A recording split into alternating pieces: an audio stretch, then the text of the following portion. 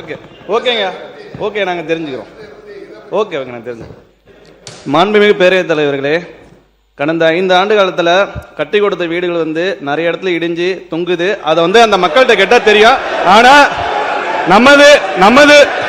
நமது முதலமைச்சர் ஆட்சியில் கட்டி கொடுக்கிற வீடு இன்னொரு 50 ஆண்டுகளுக்கு வந்து ரொம்ப தரமாக இருக்குன்றதை தெரிவித்துக் கொள்கிறேன். மாண்பு உறுப்பினர் உட்கார.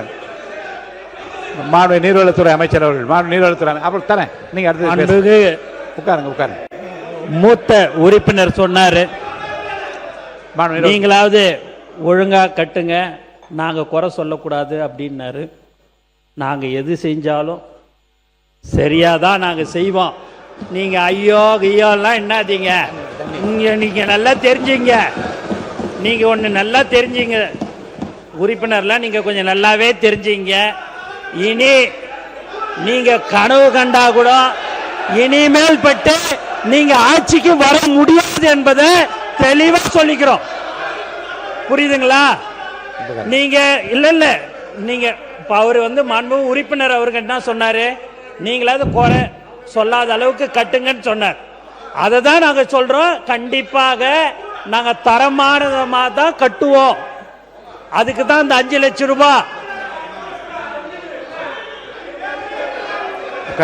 இதுங்க கலவைக்கு தான் நாங்க போய் பார்த்துட்டு தான் சொல்றேன்.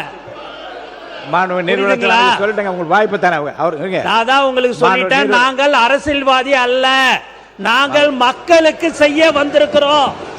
நீங்க அதை புரிஞ்சுக்கிங்க. இத நீங்க சபையில வந்து நீங்க பேசும்போது நீங்க வந்து அது எப்படி பேசணுன்றதெல்லாம் உங்களுக்கு தெரியும். அப்படி இருக்கும்போது அவர் மூத்த உறுப்பினர் சொன்னார்ன்றதுக்கோசம் நான் அதை சொல்றோம்.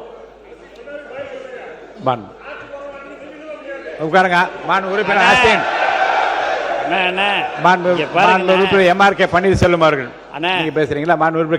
உறுப்பினர் அண்ணன், நான் உங்களுக்கு சொல்றேன், மக்கள்கிட்ட போய் நீங்க பாருங்க. நீங்க இவ்வளவு காலம் இருங்க. நாங்க இப்போ 3 மாசம் தான் ஆச்சு.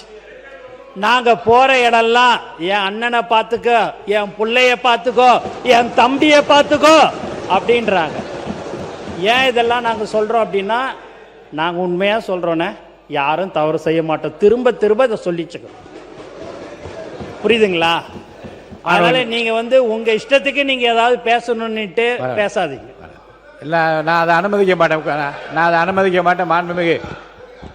மாண்புமிகு கே நேரு அவர்கள். மாண்புமிகு அமைச்சர் அவர்களுக்கு பதில் சொல்வதாக தயவுசெய்து எடுத்துக்கொள்ளாதீர்கள். ஏற்கனவே பயனாளி பெருமக்கள் தான் அந்த வீட்டை கட்டுகிறார்கள்.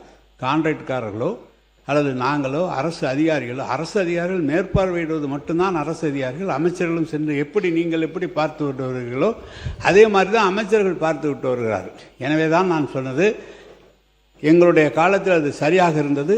1 லட்சம் வீடுகள் கட்டி அதை திறந்து வைத்து ஊரகத்துறை அமைச்சர் அவர்களும் முதலமைச்சரும் சென்று போகும்போது நானும் போயிருந்தேன். அனைத்து வீடுகளுமே இன்றைக்கு எல்லா இடத்துலையும் ஒரு அதிமுக காலத்தில் கட்டப்பட்ட வீடுகள், ஜெயலலிதா அவர்களுடைய முதலமைச்சர் ஜெயலலிதாவுடைய படம் இருக்கிறது. எங்களுடைய காலத்தில் கட்டப்பட்ட வீடுகளுக்கு கலைஞருடைய படம் போட்டு அங்கே வீடு கலைஞர் திட்டம் என்று வீடுகள் போட்டு எங்கு சென்றாலும் கிராமத்தில் செல்லும் போது அந்த வீடுகள்லாம் நன்றாக தான் இருக்கிறது. மாண்பு அமைச்சர் ஏதோ பார்த்து சொல்லியிருக்கிறீர்கள். எனவே எங்கள் காலத்தில் கட்டப்பட்ட வீடுகள், அதுவும் அமைச்சர் அவர்கள் அந்த துறையிலே பாண்டித்தியம் பெற்றவர், நன்றாக பார்த்து செய்திருக்கிறார்கள். எனவே நீங்கள் சொல்வதை போல அவர் நம்முடைய வேளாண் துறை அமைச்சர் சொல்கிறார் ஆங்காங்கு தொங்குகிறது என்று. இயற்கையாகவே பொதுவாக 10 வருஷம் 15 வருஷம் சொந்த வீடு கட்டுகிற போதே சில சங்கடங்கள் வருகிறது, ஆங்காங்கு இடிந்தெல்லாம் போகிறது. அதுபோல் இருக்குமே தவிர நீங்கள் எல்லாமே தவறு எல்லாம் நடந்து விடுவதில்லை என்பதை நான் தெரிவித்துக் கொள்கிறேன். நான் நிறைய சொல்ல முடியும். மாண்புமிகு பேரவைத் தலைவர் அவர்களே, மாண்புமிகு நீர்ப்பாசனத்துறை அமைச்சர் அவர்கள் நாங்கள் அரசியல்வாதி அல்ல என்ற கருத்தை மீண்டும் பதிவு செய்கிறார். அது ஒளிபரப்பில் போய் கொண்டிருக்கிறது. ஆனால் தமிழக வெற்றி கழகம் என்ற அரசியல் இயக்கம் அரசியல் கட்சியாக தான் தேர்தல் ஆணையத்தில் பதிவு செய்யப்பட்டு தேர்தல் களத்தில் நின்று வெற்றி பெற்று நீங்கள் ஆட்சிக்கு வந்திருக்கிறீர்கள் என்ற செய்தியும், நீங்கள் எந்த மக்களை நம்பி எங்களை பார்த்துக் கொள்ளுங்கள் என்று சொல்லுகிறீர்கள், அதே மக்கள் தங்களை இப்படி சொல்லுகிறார்கள் என்ற புரிதலும் அடைவார்கள் என்பதை தெரிவித்துக் கொள்கிறேன். மற்றொன்று மாண்பு வேளாண் துறை அமைச்சர் ஓராண்டுக்குள் கட்டப்பட்ட வீடுகள் என்று சொன்னார். அது முற்றிலும் தவறு. 15 ஆண்டுகள் 20 ஆண்டுகள் முன்பு கட்டப்பட்ட வீடுகள் ஒருவேளை அப்படி இருந்தால் அதையும் பழுதுபார்ப்பதற்கு நிதி தந்த ஆட்சி தான் திராவிட முன்னேற்ற கழக ஆட்சியை தவிர ஓராண்டுக்குள் அது போன்ற வீடுகள் தமிழகத்தில் இல்லை என்பதை பதிவு செய்யும். நீதித்துறை அமைச்சர் அவர்கள்.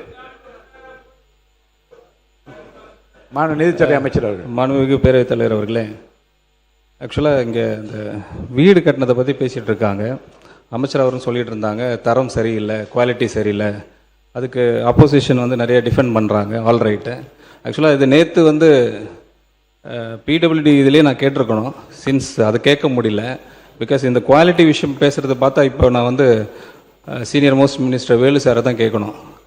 ஆக்சுவலாக தென்பெண்ணை ரிவரில் ஒரு 16 கோடிக்கு கட்டப்பட்ட ஒரு பிரிட்ஜு 3 மாதத்தில் காலியானதை பற்றி உலகமே பேசிச்சு. அது உங்களுக்கு தெரியும். அதில் நீங்கள் ஒரு ரிப்போர்ட் மாதிரி கொடுத்துருப்பீங்க. டிஸ்சார்ஜ் வேஸ்ட், அதனால் வாட்டர்ஸ் நிறைய வந்ததுனால 16 கோடியில் கட்டப்பட்ட அந்த ரிவர் மேலே கட்டின பிரிட்ஜு 3 மாதத்தில் டெஸ்ட்ராய் ஆனது. அந்த ஹிஸ்ட்ரி படிச்சிருக்கீங்க நீங்கள். அதை முதல்ல நீங்கள் தெரிஞ்சுக்கணும். அப்புறம் தான் அந்த குவாலிட்டியை பற்றி பேசணும்.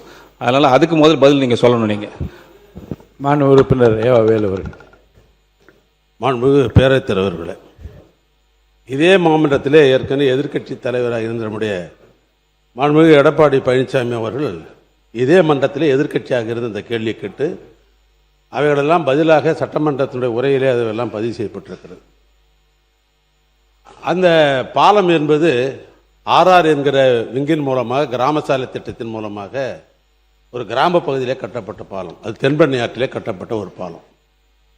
அதனுடைய டிசைன் 54,600 கனஅடி தண்ணியை வாங்குகிற அளவுக்கு தான் அதனுடைய தன்மை கட்டப்பட்டது.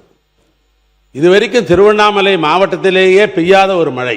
அந்த மழை இன்னும் சொல்ல போனால் ஆன்மீக பெருமக்கள் 14 கிலோமீட்டர் கிரிவலம் என்று வருகிற இந்த திருவண்ணாமலை மலையே சரிந்ததன் மூலமாக 7 பேர் இறந்தார்கள். அப்படி ஒரு மழை நாங்கள் பார்த்ததே இல்லை. எங்கள் வயதுக்கு பார்த்தது அது முன்னாலே பார்த்ததில்லை. அப்படி ஒரு மழை பெய்த காரணத்தினால் மலை சரிந்தது. அந்த அளவுக்கு ஒரு சேதம். கிருஷ்ணகிரி தருமபுரி மாவட்டங்களில் 50 சென்டிமீட்டருக்கு மேல் மழை பெய்த காரணத்தினால் சாத்தனூர் அணைக்கு வந்த தண்ணி 2.25 கனஅடி தண்ணீர் அங்கே வந்தது.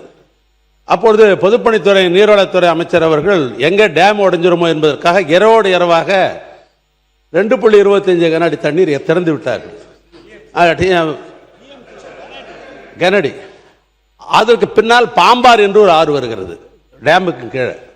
டிசைனு 54.600 தான் டிசைன். அது 3 மாதம் இல்லை, கட்டி கொண்டு இருந்த நேரம் முடிகிற தருவாய். அது அப்படிப்பட்ட நேரத்தில் டேம்லேருந்து 2.25 பாம்பாருடைய தண்ணி இவைகளெல்லாம் சேர்ந்த உடனே 3 லட்சம் கனஅடி தண்ணி பிறந்த உடனே அதனுடைய தாங்கும் திறன் இல்லாமல் அது அடித்து கொண்டு போனது என்று அந்த டிசைன்லாம் விளக்கம்லாம் சொல்லி ஏற்கனவே சட்டமன்றத்தில் பதிவில் இருக்கிறது. அது இயற்கையினுடைய சீற்றம். அந்த டிசைன் மேலே இன்ஜினியரிங் மேலே குறை சொல்ல முடியாதது.